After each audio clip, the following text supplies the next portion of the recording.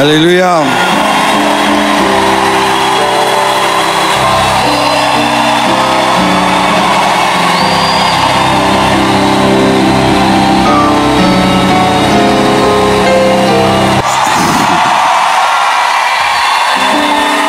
Amen. Ne coupez pas le live, hein? Nous voulons que ça passe en live. Ne coupez pas le live. Alors, vous remarquez la présence de quelqu'un à côté de moi.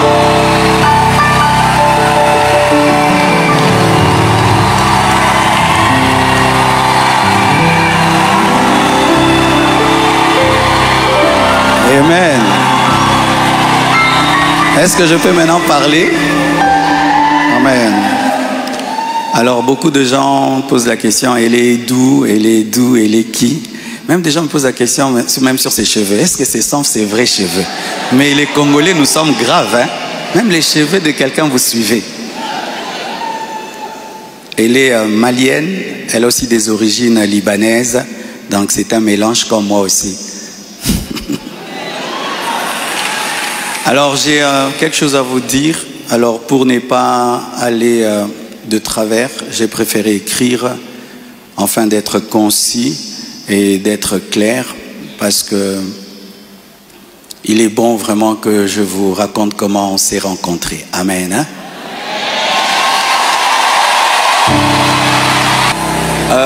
Est-ce qu'il y a quelqu'un qui parle en lingala? J'aimerais aussi que ceux qui parlent le lingala entendent. Qui interprète bien le lingala et qui est bien habillé?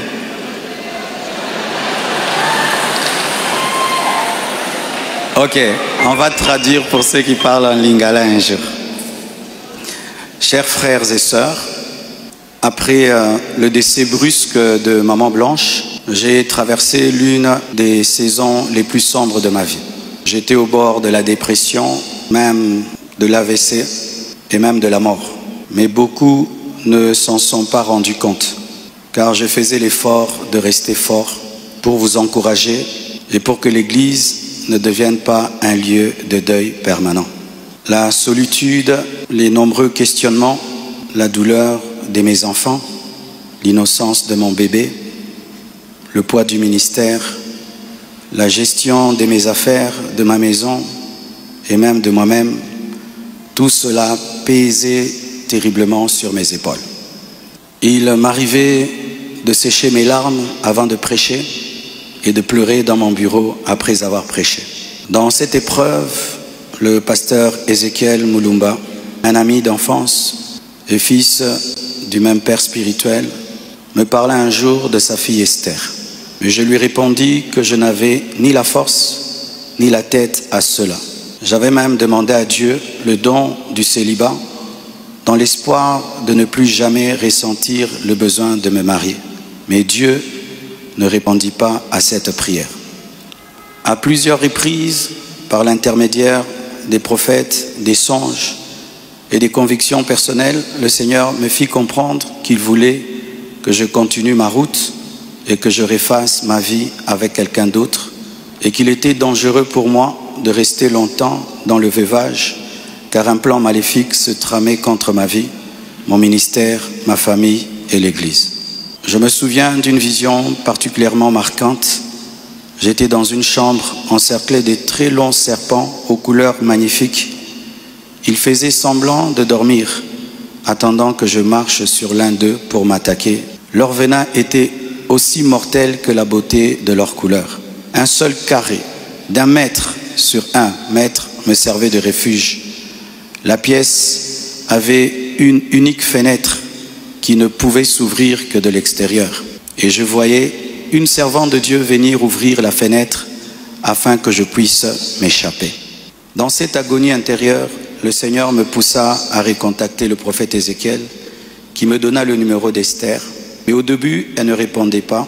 J'en fis part au prophète qui lui transmit alors mon propre numéro. La première chose que je lui avais demandé, c'était de prier pour moi. Ensuite, nous avons commencé à échanger. Je lui ouvrais mon cœur, elle m'écoutait, me soutenait, priait avec moi, tout en continuant à remplir fidèlement ses responsabilités au travail, parce qu'elle était une responsable là où elle travaillait, et à l'église, elle était photographe, caméraman, modératrice, prédicatrice. Elle était diaconesse et elle était consacrée pasteur. Et elle continue à remplir fidèlement ses responsabilités au travail à l'église, même très tard la nuit quand j'avais des insomnies et malgré le décalage horaire de 5 et 6 heures. Au fil du temps, une relation sincère est née. Une flamme s'est allumée et dans mon cœur, j'ai eu l'assurance que c'était elle. J'en ai parlé à son pasteur, à mes parents, à mes pères spirituels et à mes amis, afin de ne rien faire sans rédévabilité, conseils et prières des autres. Même mes enfants ont été associés. Ils ont souhaité la rencontrer, ce qui s'est fait selon le timing de Dieu à Bruxelles. Le Seigneur m'avait parlé d'une période d'1 an. Il ne l'a pas dit qu'à moi, mais à d'autres, y compris certains d'entre vous. Plusieurs ont même reçu des détails précis la concernant, ce qui confirmait ma direction. C'est pourquoi le mariage a été célébré le mercredi 23 juillet en Belgique. J'aurais aimé qu'il ait lieu à Kinshasa, mais cela aurait été trop coûteux et compliqué à organiser.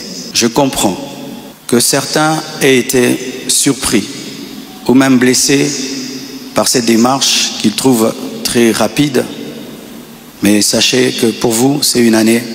Mais moi, j'ai senti que j'ai fait 3 ans, tellement que c'était terrible, mais je ne pouvais pas, sur cette chair, vous relater ma vie. Si cela vous a offensé, je vous présente mes excuses les plus sincères, mais sachez ceci. Le Seigneur s'est servi d'Esther pour que mes enfants, après avoir perdu leur mère, ne perdent pas leur père. Pour que la compassion ait toujours un pasteur debout. Je l'aime profondément. Elle n'est pas venue pour effacer la mémoire de maman Blanche, mais pour continuer l'œuvre, comme Élisée après Élie, avec humilité et soumission à Dieu. Priez pour elle, elle est étrangère, c'est sa première fois d'être au Congo. Elle a eu le baptême de 4 heures du temps d'embouteillage. Et aujourd'hui, Dieu a fait grâce, il fait froid. Je lui ai dit, tu sens le froid quand même? Elle a dit, mais c'est climatisé. Je dis, non, c'est le vent. Priez pour elle, portez-la dans vos cœurs, comme vous m'avez toujours porté dans les vôtres. Demeurez en paix et continuez à prier pour nous, pour toutes ces certaines choses que vous entendez. Je vais clarifier ça progressivement, avec le temps de Dieu, dans l'amour, dans le pardon, et dans la sagesse sans rancune. Et merci de tout cœur et que Dieu vous bénisse abondamment pour votre soutien. Vous avez prouvé au monde que vous êtes une église mature. Vous avez prouvé au monde que vous êtes une église enracinée. Vous avez prouvé au monde que votre foi est fondée sur Jésus. Vous avez prouvé au monde que vous êtes une église 4x4, une armée de Dieu. Des fois, j'ai dit à Dieu, tu as beaucoup de serviteurs, pourquoi tout ça c'est moi? Il y a beaucoup d'églises au Congo, pourquoi la compassion, la pluie, les écrans qui tombent sur les gens? Mais nous avons une grande destinée. Un jour, nous comprendrons pourquoi tout ça.